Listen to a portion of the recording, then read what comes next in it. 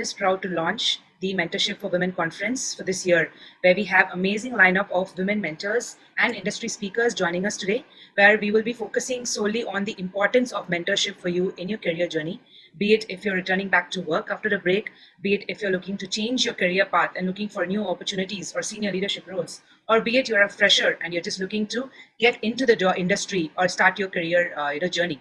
So these three very important, and each stage of your life, it's very important to have a mentor. And we are here to tell you why and how is it that it will change the trajectory of the career that you are in by interacting with these amazing mentors. But before we start, I would like Deepa, who's the co-founder of Shevolve, to say a few words and to kick off the session. Over to you. So once again, thank you everyone for joining us. A very good afternoon.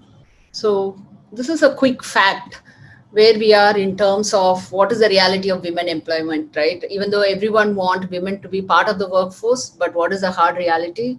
Yes, we are still on that path to get there, but there are a lot of efforts. But just want to let you all know where is the reality here. That's where we formed Shevolve, myself, Deepa Vijay Raghavan, and I also have Madhuri, my co-founder here.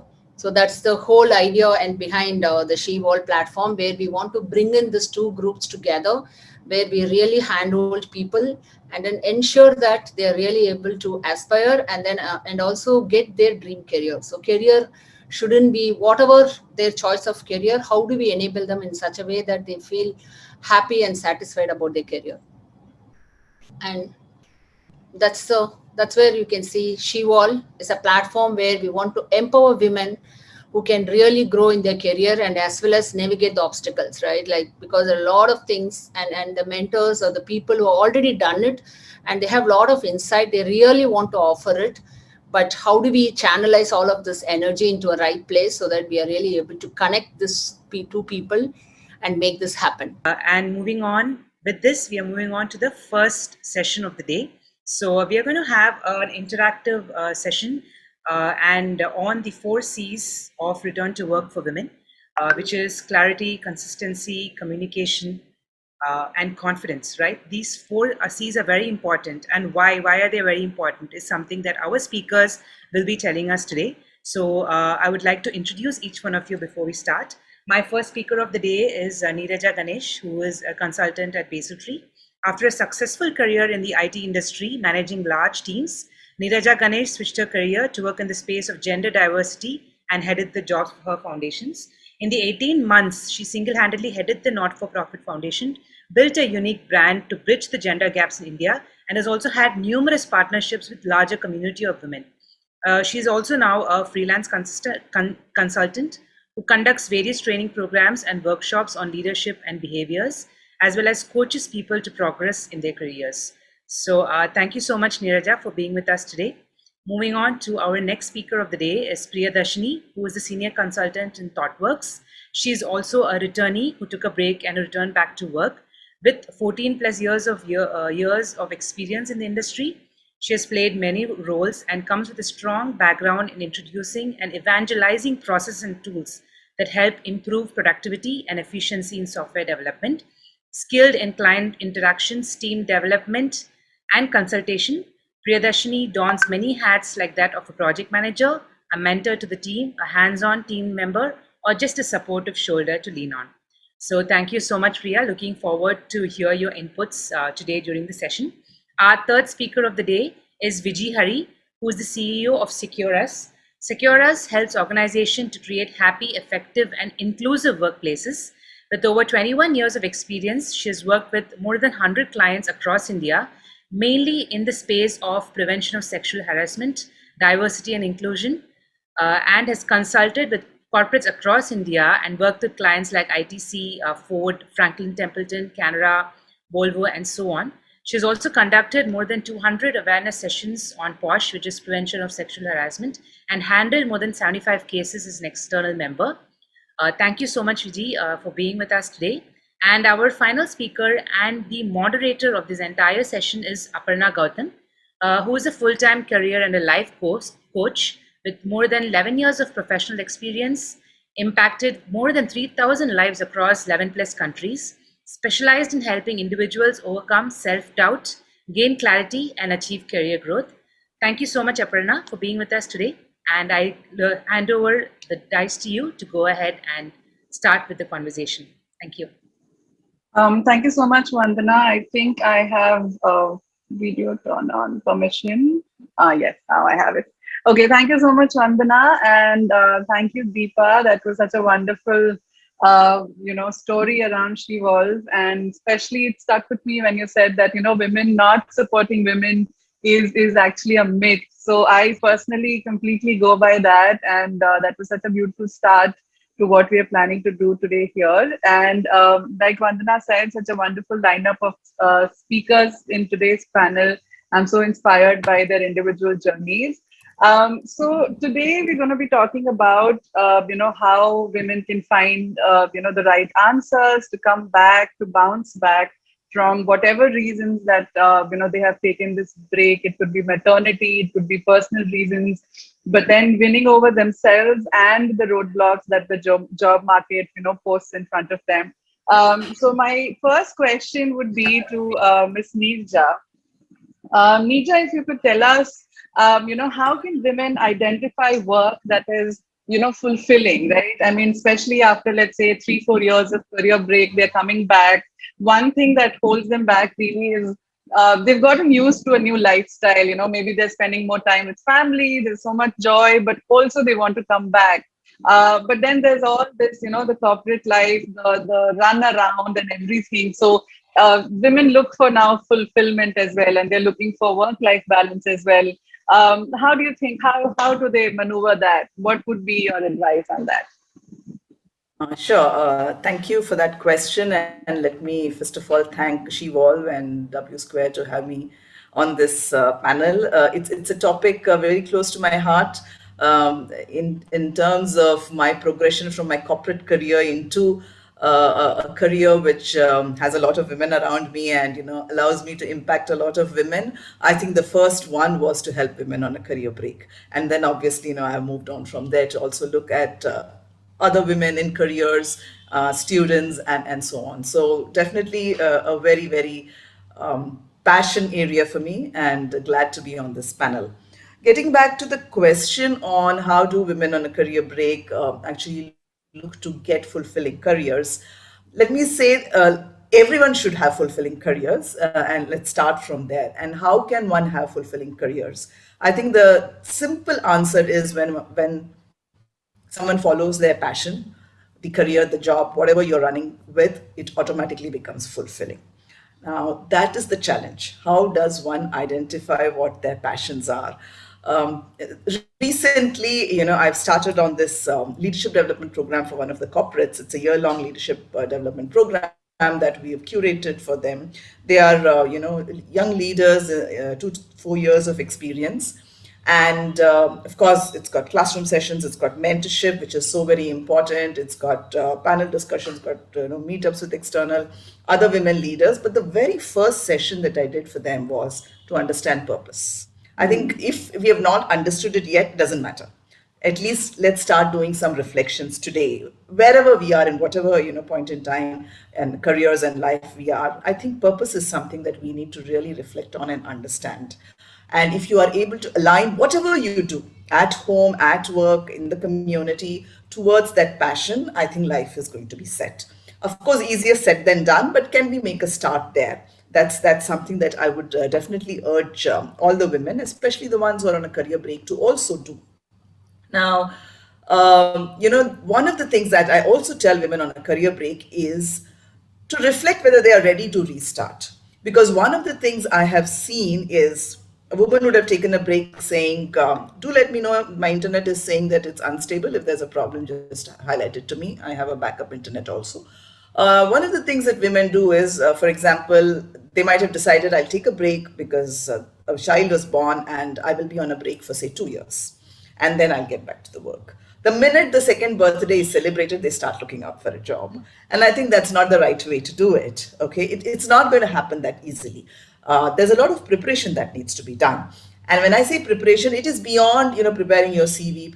It's beyond reskilling yourselves. There's a lot of mental preparation. There's a lot of family preparation, etc., that needs to be done. And I've done a lot of talks on that. You can watch those videos later. But very, very important for that woman to reflect why she took the break and where is it that she wants to go from here. Not just purely saying, I was in this kind of a career, let me go look for that kind of a career, because that's eventually not going to, work out. So do reflect whether you are ready to restart. It's okay if you're going to take another 6 months to restart, but that reflection is very, very important. One of the tools to identify what your purpose is called as the wheel of life. Some of you may have seen that. It's a very simple thing, you can Google and find out. So if you were to draw a circle, a wheel, and say point about 10 nodes or spokes for that wheel: family, career, pleasure, entertainment, learning, finances, fitness, everything, everything that one would really need in a life. If you try to plot all of them on that wheel and say there's a radius of anywhere between 0 to 10 units, can you plot where you are against each of these today? And it will give you an indication of, and it's usually, we assume we know where we are, but the minute you have this visual staring at you, you realize, oh my God, I think I focused too much on this, while I think I should have focused on this, or I would like to focus on something else. And from there emerges your goals, your priorities, and a larger purpose. So and there are many such tools available, but deep down there is reflection that is needed, which you need to do. The other thing that I would really urge everyone to do, whether they are students, whether they're on a break, whether they're working, is also to look at associating your passion with some of the opportunities that may come up even as a volunteer. Okay, all of us only think of paid opportunities, but if you could even associate some voluntary opportunities, it really goes a long way to finally, just a minute. Don't close the door. Okay, all right, yeah. So it allows you to finally get into that fulfilling career. Let me give you an example, right? So I'm associated with this NGO called as Hope Works Foundation.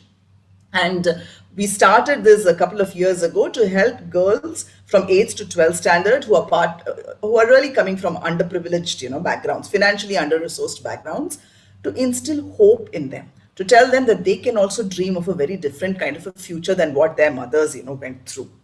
While we started on this, COVID hit us. So then this NGO went to doing a lot of COVID relief work. And there was this lady, Lakshmi, who said she wants to kind of help.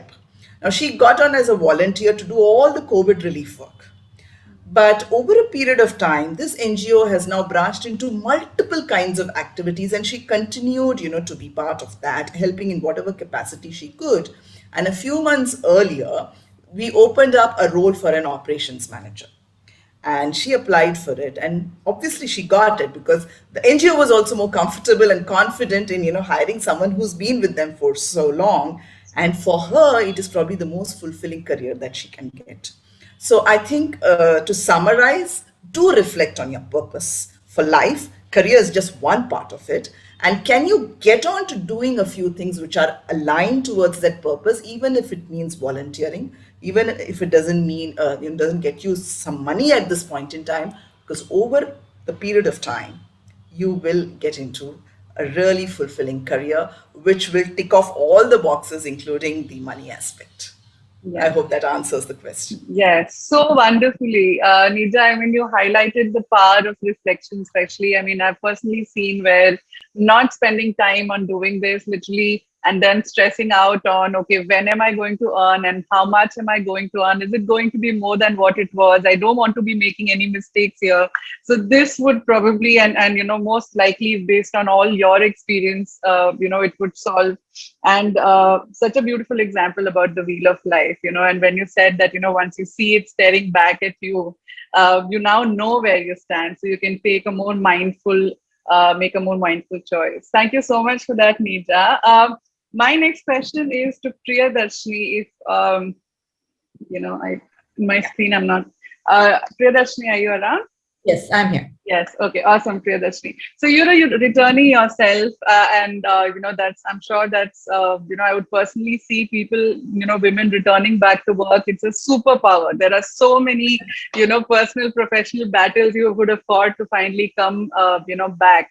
What would you tell, like, somebody who's looking for opportunities? Where does one start? How do they find? I mean, what are your thoughts on that? How does one find these opportunities? Where Right. to start? Yeah. So maybe a bit of how I did it. And Yes. then since I think I can also like lean on a lot of people that I've met during my WAPSI program, spoken to a lot of other women. So maybe some shared experiences from them as well is what I'd like to quote. So personally, when I took a break, I took a break in 2017, and that was not for childcare because my child was already 3 years old. Right. So it was not that. It was just that I was tired of the corporate life, to be very, very honest. And in some way, I thought I'd lost my passion. I said, this work is just tiring me out now. It's not. I'm not enjoying it anymore. And I at that point and even now I recognize the privilege that I had to say that out loud, and to take and make the decision, okay, this is it, I don't want to do it anymore. So I totally understand that, that is a very highly privileged position to be in, but that was where I was. That was my mental space saying, no, that's it, I'm done, and I don't want to do it anymore. And I also was pursuing on the sidelines a very amateur home baking kind of career, so I wanted to give it a real shot. I said, hey, I was always distracted, that was always on the sidelines. What happens if I bring it to the forefront and actually put my energies towards it, right? So that was where I was. And then WAPSI happened around 8 months after I went on a break. So mine was not a 2-3 year year gap. It was just 8 month gap. And that was on the behest of another friend who actually wanted to do the program. And she said, like, hey, I don't want to go all alone from this area to that area. You being with me will help. I said, yeah, okay. Like I had honestly had nothing better to do at that point, because I realized very quickly that my child is pretty self-reliant. I just, that was just an excuse in my head that, my child needs me. So that's how my WAPSI started. So just a bit about WAPSI. So WAPSI is a program that has been designed for women who are looking to return to pure tech related work, right? It's not open for other kinds of roles yet. So this is basically for software developers or for people who do quality analysis, the testers and so on. So we have these two kind of programs, and this is targeted at people who've had, let's say, I think in my batch, I had women who were on an 8-year break, so as long as that. So when I did it, thankfully, it was back in 2018. So it was all face to face. And so that was a real sense of, actually being there. And like, it was an immersive experience, so to speak of, right? And the women that I met there, the stories, if I could relate, is they had been trying to get back to work. 8 years is not a choice, right? 8 years just indicated that they have been at it and at it and at it, and that is where they are now. So they went the traditional route, right, of applying back to your old company, saying, hey, now I want to come back, and then being offered something which was really not up to their expectations, right? So I mean, I heard so many stories of it just, like nibbling away at that confidence, like the first application to the 10th application, the confidence level is, you're fairly lower. So this was one of the things that, they applied quite a few places, looked at other programs, other companies, and they were always met with this kind of, like, what were you doing in your break? And, what do you know now? How can we, how do I know that you're good enough to be in a role that, you want? So it was not that they were not getting jobs. It was just that they were getting that role, at a very much lower, like, let's say, if you've already worked for 5 years and somebody's offering you entry level job, it's not fair, right? And also questions like, what have you been doing to upskill yourself? And traditionally the answer is like, I don't have time to upskill. That's like partly the reason I'm here. Right. And that lack of faith that, if I take you in, that you will be able to actually perform, right? So these were the kind of things that they were facing, but traditional route is what they opted for, right? But I think during Vapsi, we heard many more opportunities. Of course, like there are many other companies running similar programs. There are a lot of freelancing opportunities. Even at the end of Vapsi, what we were told is, hey, you are not bound to ThoughtWorks. You don't have to join back here. Even if you're offered something, you don't have to join here. There are so many freelancing, and we were given like a plethora of, like, go check out this website, go check out this portal. There are so many opportunities with the knowledge that you've garnered here. Go and figure out if you want to do something like that, because ThoughtWorks again is going to be a proper corporate thing, right? If that is not going to fit for you, then you're free to go and explore something else. So this is basically the kind of experiences that I've heard of what women have. As I said, mine was like a bit of a cake, walk in the park. So I can't use my own examples. But more than this, right, I think this is from the employer's side, right? Like, what are the blocks? From the women themselves, right? The very first thing, of course, that hits is guilt, like, oh God, like, I'm putting myself first, I'm giving myself priority, and I'm being fair. That was, like, I think the major thing.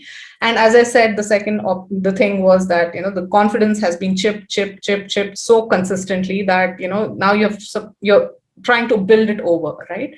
So confidence was basically the second blocker, like, okay, even if I get it, can I perform? Am I there? Can I justify what is being offered to me?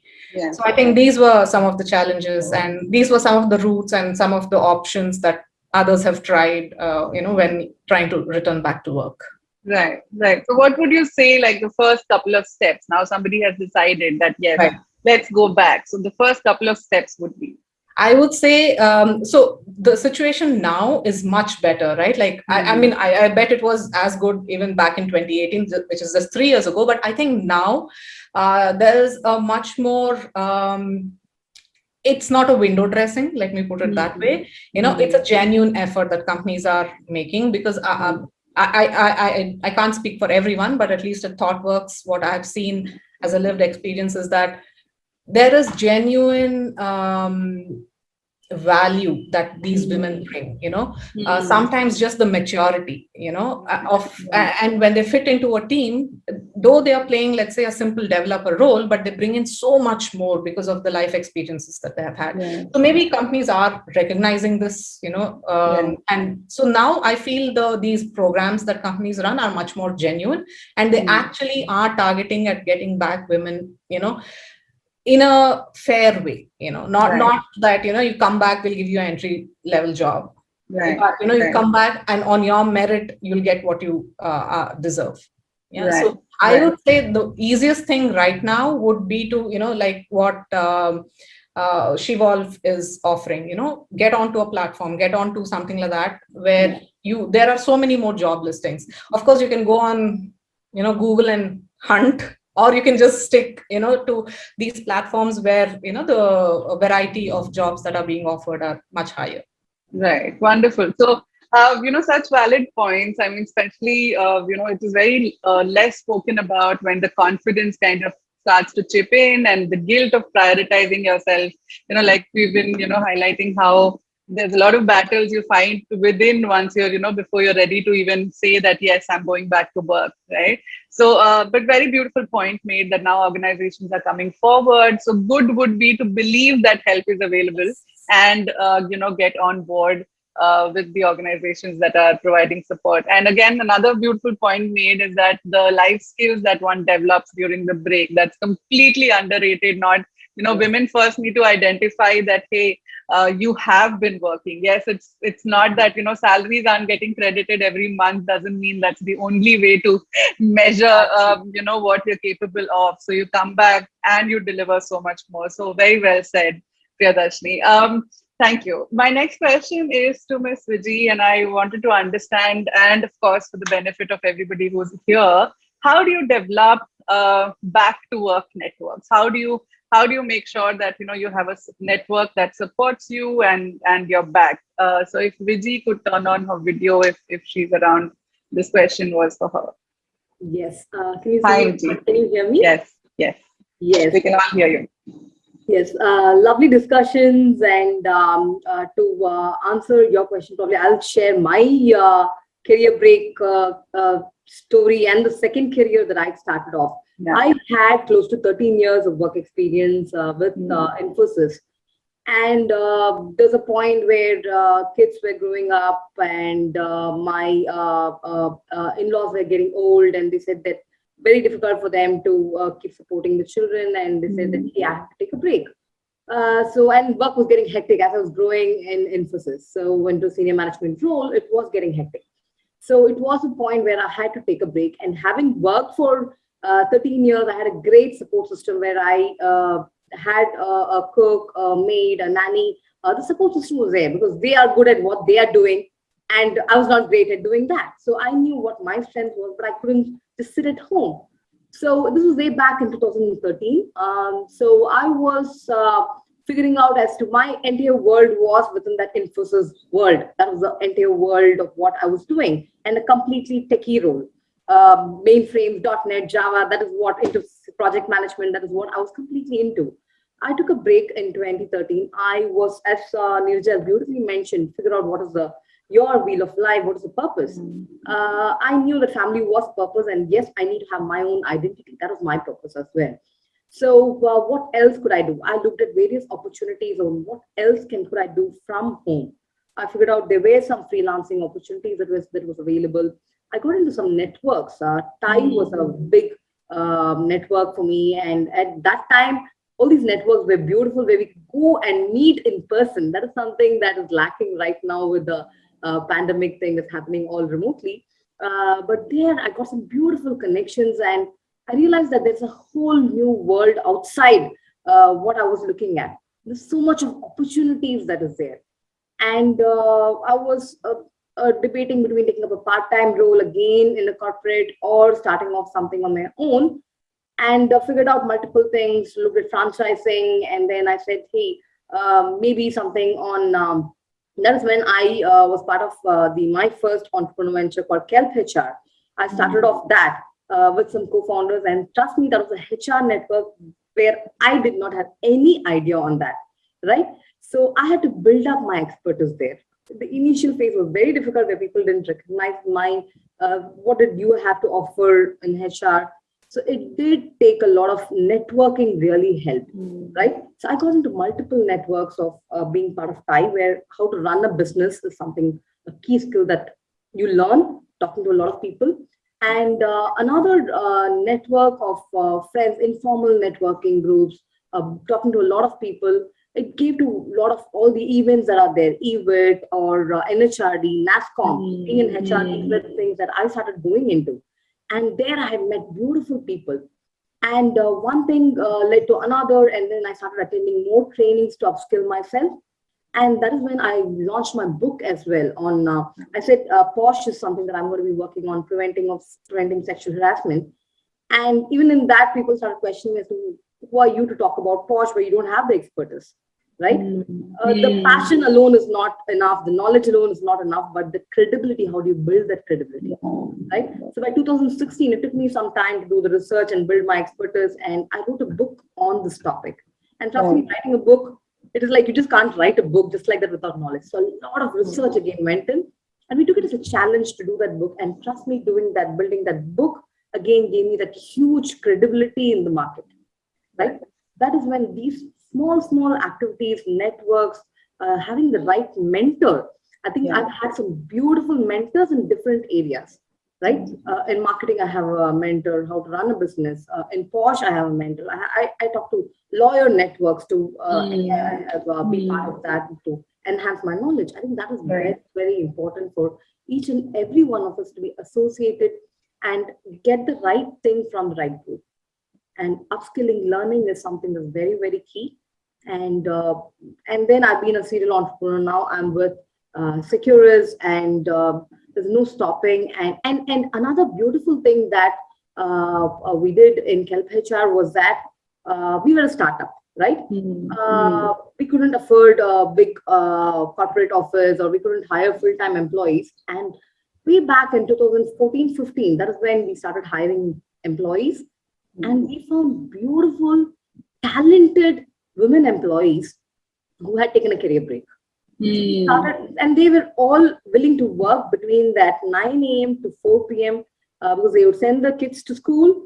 And by the time the kids come back from school, they had to be there to pick the kids from the school bus. Right? So between 9 to 4, they were willing to give their best. So they said, hey, and at home, from home, we are willing to work. So we identified those talents and started engaging with them. And that was good enough for us to get started. As a startup for us, it was a win-win. And they brought in amazing skills with 10 years of work experience and coming and working with us. And for them, that passion, as again, Neeraja said, that start volunteering. This is not a volunteering thing as well, but the amount of knowledge that they brought in, their skills, the life skills, as Priya Darshini also mentioned. I think all these are brilliant value adds. And from then on, 2015 onward, we've been doing a work from home as our model, right? And that has helped a lot of women. And now, thanks to pandemic, work from home has become the norm. I think the world is adapted to it, right? So I think that's a blessing in disguise for all the women who are not able to step out of their home, but they are willing to work from home, right? So I think there are a lot of opportunities and organizations. Again, Priya Darshini rightly mentioned, gender diversity is something that's a key thing that a lot of organizations have realized the importance of it, the amount of talent that women bring in, right? People are recognizing that. So definitely opportunities are there. It's just that identifying your purpose, what is it that you want, and announce it to the world, and the universe will conspire to help you achieve your goals. Wonderful, wonderful. I think, Viji, the entire, set of ideas that you shared, which, you've personally experienced and so many others have also benefited. I mean, especially the one where you said, what's your credibility in it? And then you went ahead to actually, invest time, energy, effort and built it. So ties back so beautifully to what Neeraja was saying in terms of, finding your purpose, and then, but then it doesn't end there. It's kind of a start. So you find a mentor, you find credibility, build that for yourself, put a strong foot. And like what Priya Darshini was also saying, there's so much support available. So, wonderful points again, Viji. Thank you so much. And I must say, a very beautiful, caricature behind you that we notice in the background. Such a lovely thing. Okay. Again, one of my team members, who's an artist, who's also my employee.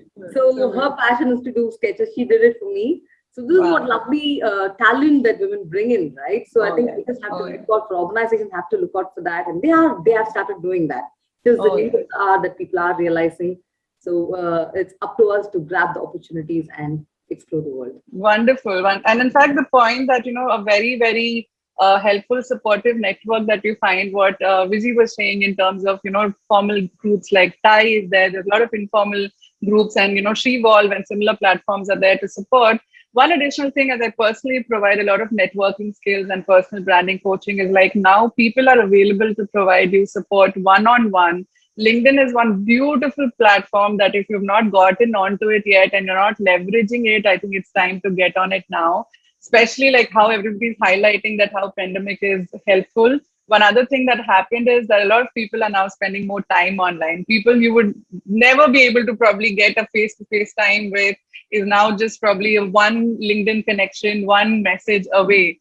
So that's also an art, a skill that one could easily learn. A lot of, obviously content available, but just that develop those networking skills, reach out for support, get that guidance, and, keep fighting that inner voice that says that all of women are, conditioned to believe that we need to do it all and we need to be perfect in everything. So we don't push that, reaching out button doesn't get switched on for us easily. So that's something that also is important. So thank you so much, Viji, for such a wonderful, insightful response.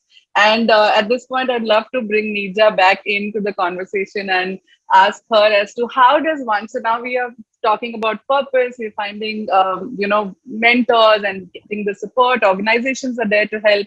What does one individually do as an employee, as an employee or a woman wanting to come back? How does one boost their career? How does one find what is relevant? So now I know my purpose. So now what do I do? How do I go? Where do I go from here? Sure.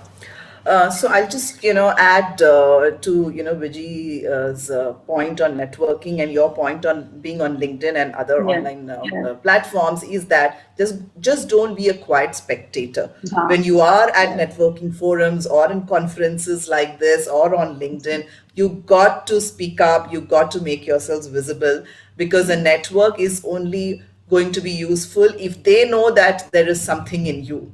Otherwise, there are hundreds and thousands, and nobody is Oh, going to yeah. distinguish you from the other. So that was a point Yeah. that I Yeah. definitely wanted to add on to that. I'm sure, Abs- all of us did that, and that's why we also progressed, Yes. right? Yes. Getting back to your question on how does one boost their careers, so I was at one such conference in 2016, which is when the transformation, happened for me, and I kind of got onto this journey. So I will, narrate that story. Uh, I was in my corporate job. I was not intending to take a career break, but I went and attended this conference for women on a career break because my organization had asked me to put out a recommendation to hire women on a career break. So I thought, okay, let me go and see what happens in such places.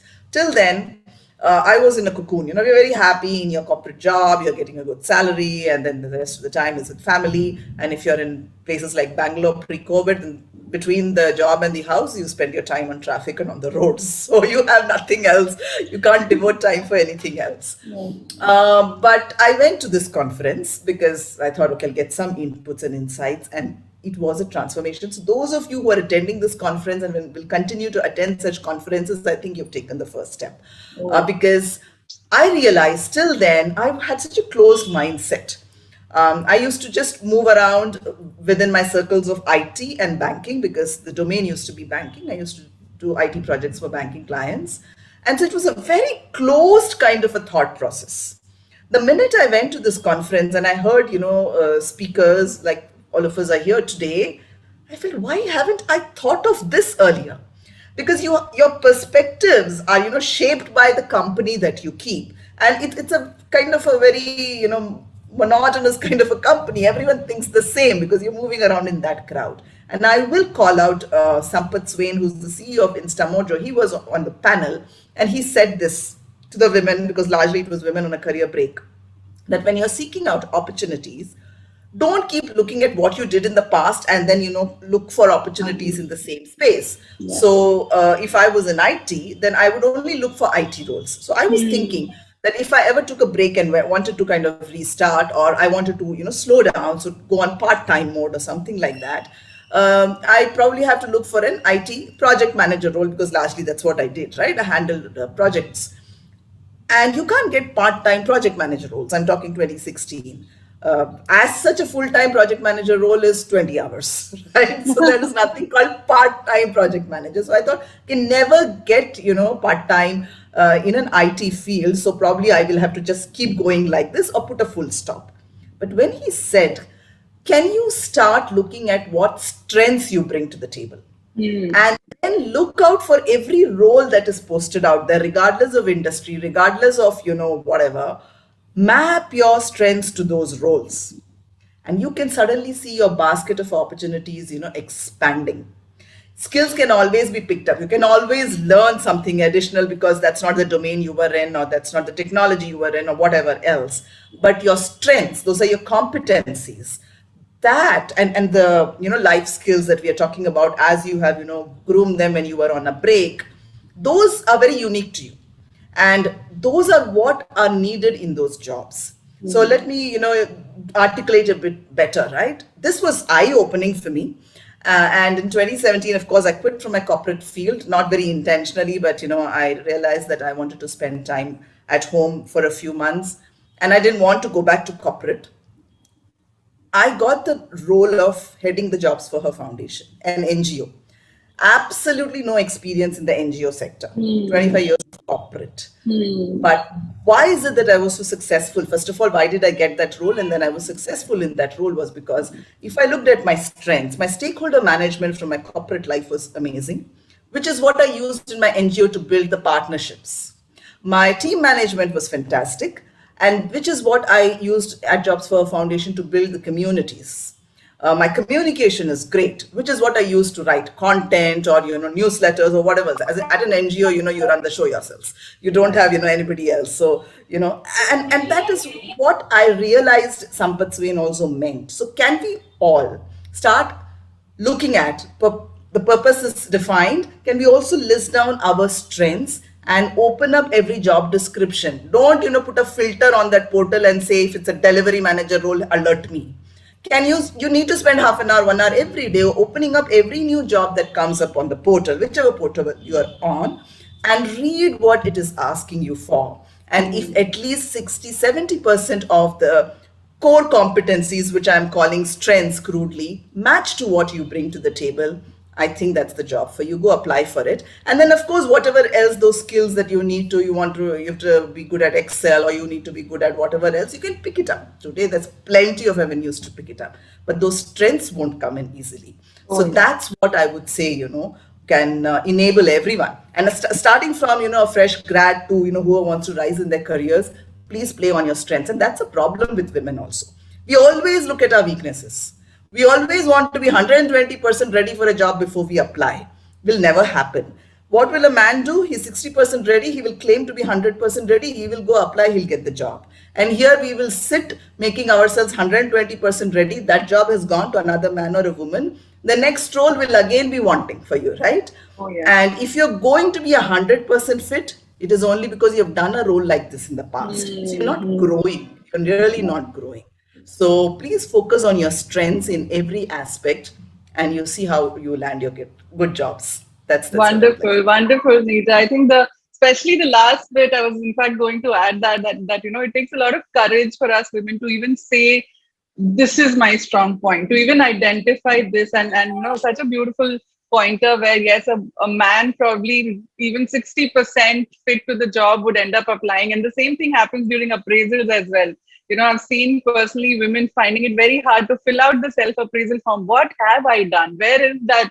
Nobody validated this for me. So all that, right? So, but again, I know it will take work. It will definitely be a lot of, again, you fight your inner demons that stop you from identifying something as a strength. But once you've seen that, now is the time to not just, like what Neeraja was saying, to match it to what's available. You can now start aiming at multiple streams of income. Since Neeraja mentioned Insta Mojo, my entire life coaching, career coaching profession is based on that one platform. That's my payment gateway. And I didn't realize I had 11 years of sales and marketing career behind me, and here I am doing career coaching.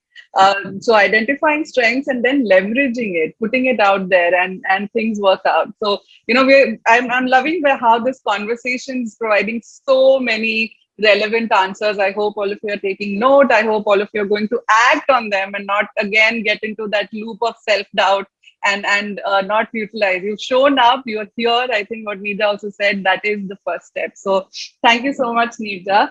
My next question is to Priya Darshini. So, Priya Darshini, when someone's coming back, like you again, explained with your personal experience, what would you say are the top 3 things one needs to consider before they, now that they're deciding, so yes, I'm coming back. What are the top 3 things I should consider before I, step out and start doing this for myself? Right. So I think one of the first things is, as Neeraja just mentioned, having an open mind. Don't just pigeonhole yourself into that one specific role, and this is what I did, this is what I want to get back into, because the world has moved on, right? Oh, yeah. So my own example, the first day of the boot camp of Vapsi, when I sat and I listened, I'm like, it was Java, right? So the whole boot camp was based around the Java framework and stuff like that. And I had touched Java, literally just touched, but then lost touch because I moved on to work with other technology. But what I remembered about that was that it being very painful, and I hated it for it. Come what may, that's not something that I'm ever going to enjoy working on. But that was 7-8 years ago or something, before this boot camp. And then the first day they introduce and they say, okay, so this is the way we do it, and this is how we kickstart it. I'm like, what? Where did this come from? What are you talking about? Where was this when I was working? And then they said, yeah, this just came out, 3 years ago. I'm like, oh, this simplifies life so much more. And that, it just gives you that like that energy to like, okay, now I want to try this again. So even if it's something that you're pursuing which you had done before, do look out for what has changed, because what you might have felt as being like a painful experience, like how it used to be for me, might be somebody has already solved it and you don't have to bother about it, and you can actually move on and move ahead of it as well, right? So that is one thing, don't pigeonhole yourself into one specific thing, but don't be afraid to also go back, revisit and see and explore and like, see, okay, is there something that still hold interest for me? Like, for example, I didn't want to move away from tech, though when I quit, I said, no way am I going back. I was never tempted to go away from tech because I knew my passion. Like the first 2 days of sitting in that boot camp, it all came flooding back to me, and I said, "Oh God, how did I even think of leaving this?" Because that is what brings joy, to me, and that was critical, for me. Like the minute I recognized, oh, this is so joyful, I'm like, oh, why did I, how could I leave this? So that's the first thing. The second thing I would say is, be prepared to fail. It's okay. And I should call out here that in ThoughtWorks, we celebrate failures. We send out company-wide emails talking about our failures, because nobody is perfect. Everybody messes up sometime. You might mess up big time, or you might mess up, with little impact. We've had stories where people have said, I blurted out something in front of the client, and the client was so angry. The only way that they agreed to continue working with ThoughtWorks is if I was not on the team. Things like this. But it's a lesson for everyone, right? So even for me, I feel as women, and personally me, I don't want to be looked down on as a failure. I don't want anybody to point out and say, hey, you were not 100% at this, but then slowly I have started realizing it's okay. If I've given it my best shot, then that's all I should be satisfied with, right? So don't be afraid to fail. If you fail, learn to pick yourself up and learn from those mistakes, and the third thing is the beautiful art, which I think in every leadership program that I've attended, everywhere that I've attended, the one thing that they have stressed on is delegation. And I don't mean it at office. This is not in your office work. This is at your home. Learn to delegate at home. And the pandemic has been like, for me at least, it's been like such an equalizer at home. Suddenly I'm like, hey, both of us are living in this house, so you better pitch in. I can't do everything. Right. And that maybe it also became very visible, right? The effort that a woman puts in. But I would say for me again, it was too late. Like for me, I was like, did it have to come to a pandemic for us to come to this? Why couldn't we have done this before? There would have been, my life would have been so much easier to work out. And this myth of work-life balance will never happen, if you try to do it all. And Aparna, you called it out so beautifully, right? Like that 120%. That's not going to happen, and it's okay. So I keep feeling, like when we talk to children and when I listen to my child's teachers and all, they all insist on, it's okay if you don't win. Winning is not the part, the point. The point is that you participated, you tried, you gave it your best shot. I'm like, yeah, why don't I apply it to myself? I give so much leeway to my child. Why am I being so harsh on myself? So yeah, I mean, some realizations that have come. So delegation at home is critical, and also at office, right? Like I think if you win the battle at home, at office it definitely gets easier because you don't have that emotional, extra load on yourself that you have to maintain relationships. Of course, you have to, but it's a different thing, right? So these are the three things that I would say are critical. I mean, my mind is blown right now. Aparna, sorry, I'm definitely. Please go ahead. Sorry. No, I'll just say delegation. Along with that, can you let go? It is so difficult because you may delegate, that, wash the vessels or, tie. Pankajam Sridevi, she's a role model for me. She's the current MD of CPA. She was the MD at ANZ where I worked. She'll say, we think that only we can brush our child's teeth well. We think that only we can, tie the shoes well. So even if you delegate, it did not reach the standards that you wish. the man or whoever else you delegated, it will say, okay, do it yourself, right? Can you just let go? Because certain things, I mean, tying a shoelace or, cleaning vessels and there's a spot remaining is okay. The person will learn. All right. So that's most important for, women. Oh, Sorry, I so just true. did. Not at all. In fact, I was just going to add to that, as women, we've been grown up being taught this, right? So no matter how busy, no matter you may be the CEO in the company, but at home, you're this mom, you're the daughter, and you yourself are now this perfectionist as well. So I remember coming back from work, especially after my maternity leave, and seeing the house a mess and literally losing it on people. I was like, come on. So in that tired state, I'll, make sure the sheets are all. So it took me a while, and I would mention that I was in this one conference where we were speaking about business growth and all that. And somebody said something so profound. So I want to leave it here with all of you, is that somebody said success is shabby.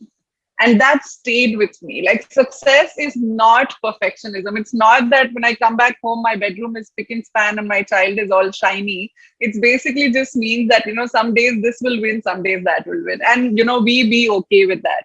So, honestly, I'm enjoying as a moderator, I'm enjoying this conversation so much, but we also, I think, lost track of time completely. So I have one more question though. So I'd like to maybe ask Deepa or Vandana, do we continue? I also see the chat is popping up with questions.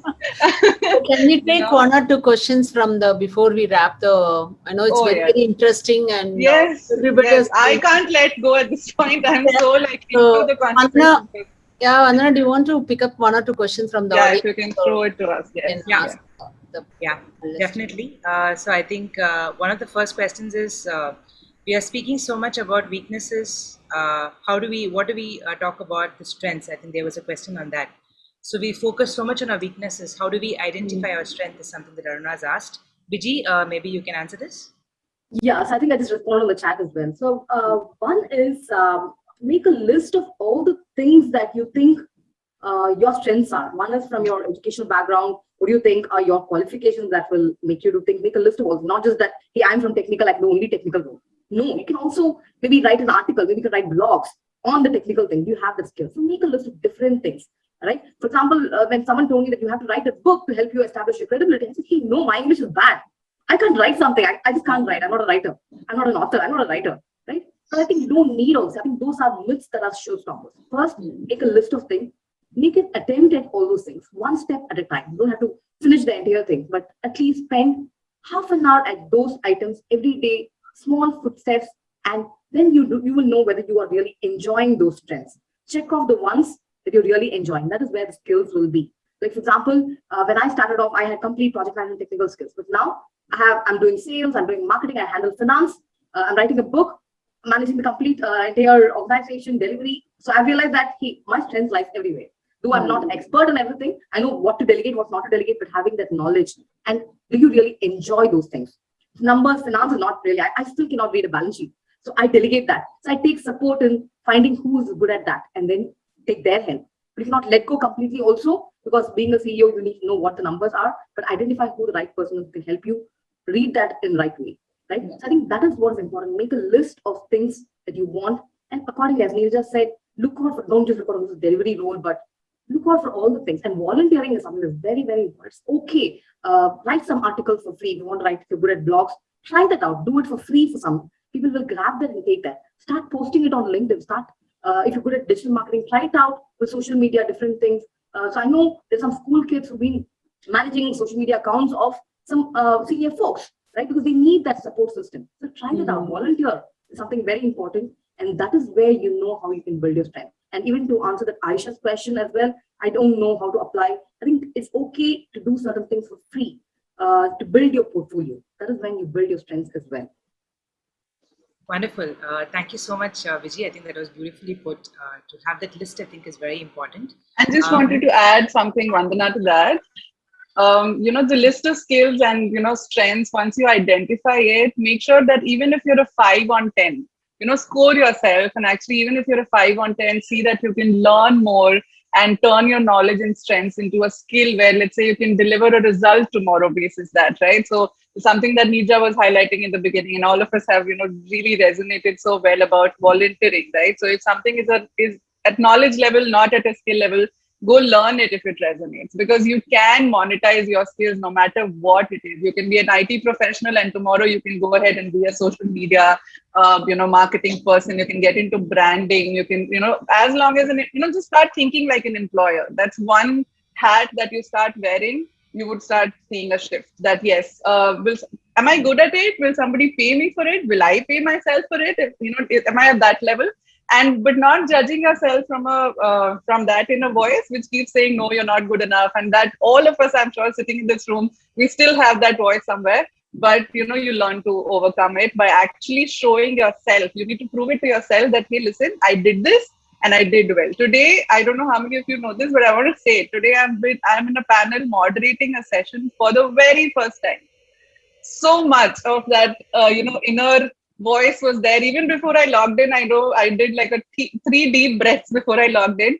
But today I know it was knowledge before the session. Now I know it's a skill because I was reading the chat as well. So just this, if you can do with yourself, you'd see amazing changes. Very true. Thank you so much. And with that, we've come to the end of our session. Thank you, Neeraja, for actually answering a lot of questions that have been put forth by the participants. Thank you, Viji, as well, for doing the same. And Aparna, like I said, it was an amazing, moderated session. I didn't know that it was the first time for you as well. I think as an influencer itself, there is a lot of moderation of content that you put out when you put it out on social media. So I think that gained a lot of experience for you when you have done it out here as a moderator in this panel. Thank you, all the speakers, for being with us today. And with this, we conclude the panel discussion.